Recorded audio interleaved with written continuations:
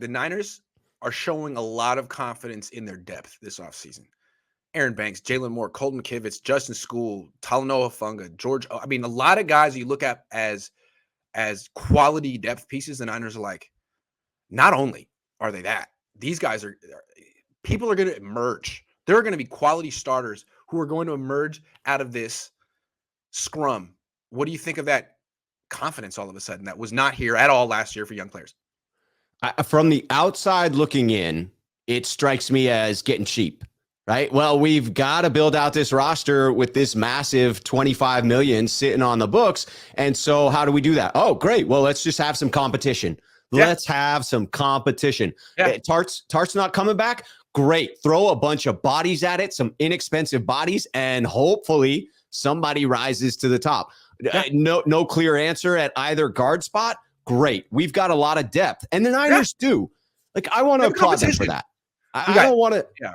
I don't want to be completely one-sided on this because I like to think of myself as being very moderate in my takes, and that's who I am. I like to see both sides of the equation. So I will give the 49ers every bit of credit they deserve for having built out a deep roster. I do think they have done a great job of building depth on the roster. Mm-hmm. Simultaneously, I believe it's a complete mistake at a couple of key positions going into a year where you have Trey Lance starting for the first time all year, hopefully. It's a mistake not to have somebody there opposite of Jimmy Ward. It's a mistake not to at least have a veteran locking down one of those guard positions. So to me, it's getting cheap. I agree. I mean, look, you have a fantasy of the 49ers trading up for a defensive back in round 2. Like, do you understand how much that's not going to happen? Yes. It's never going to happen. These are the 49ers. They don't take DBs before round 3, let alone trade up for them. What they're going to do is start George Odom at safety. And they're going to be like, he's a great tackler. Yep. Hell of a tackler. Yep. Period. Plays well in the box. He can move pretty fast. He can cover some ground. Is he good in coverage? No.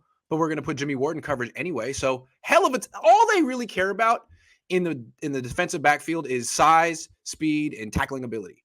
Right. That's it. I mean, oh, you're not good in coverage? Who cares? At least we got Jimmy Ward for that. So, and if you don't have him, they have Talanoa Hufanga. I think they're looking at strong safety is not a need at all. They addressed it. I agree. I think they've locked it up. And then done. And then at offensive line, people are like, I mean, I'm wringing my hands about it. I think it's a big issue, but I think they're saying, well, we like Colton McKivitz. We like Jalen Moore. We like Aaron Banks. We like Justin School. Like, okay. Are you sure? You could like them, and you could probably win a bunch of games with them in the regular season. Are you winning a Super Bowl with that, with Trent Williams and 4 question marks? Is that good enough? Because both the times you come up short, your offensive line has been putrid, as bad as your quarterback in the fourth quarter, right? Like Jimmy was bad in the fourth quarter.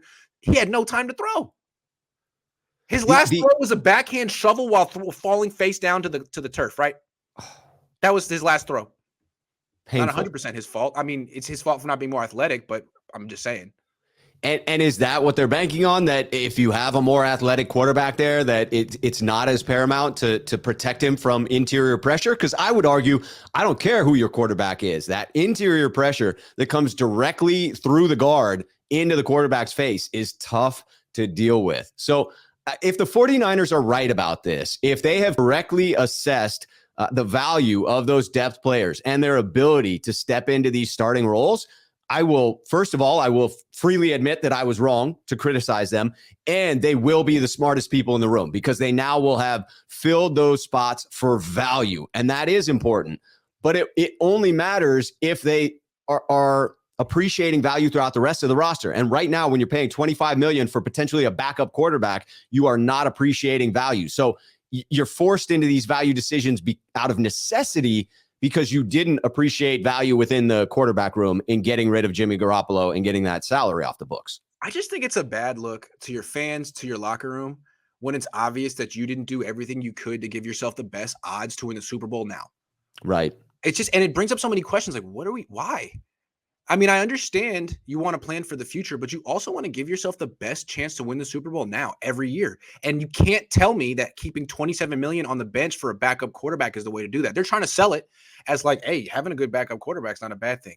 No, it's not a bad thing. It's better to have a good offensive line. Are you kidding me? I'm not an idiot. Your fans aren't idiots. Like, come Right. on. And your players aren't idiots. At a certain point, if this drags on into training camp, week 1, week 2, aren't some people in the locker room be like, what are we doing? What is this? Where's the commitment to now? Because the NFL is not for long, right? A lot of these guys, I mean, Trent Williams is about to be 34. Not for long. And the Niners are good right now. That's what the frustration is on my point, is that they are good. They are a playoff team. They are a deep roster. And on top of that, they could be more aggressive. So if we have another season where things break our way and we end up in the NFC Championship game, my question is going to be, dude, if we had added those 1 or 2 key free agents during the summer, would we not have won the Super Bowl this year? Yeah. And it's like, to come back to the beginning of the show, are the Niners better than the Rams? It's debatable. But what you can't argue is that the Rams do everything in their power to give themselves to put their best foot forward that year. Right. And I mean, they had to lose some guys this year. They couldn't afford Von Miller. They couldn't afford Robert Woods. They had to make some tough choices, but they didn't just be like, you know what, next year is our year. They do everything possible, and the Niners, frankly, don't. They're trying to sail to Venezuela and Canada at the same time. They got in the boat and had 2 different courses that are opposed to each other. It's hard, and yet they're so close. They're so close to where they need to be.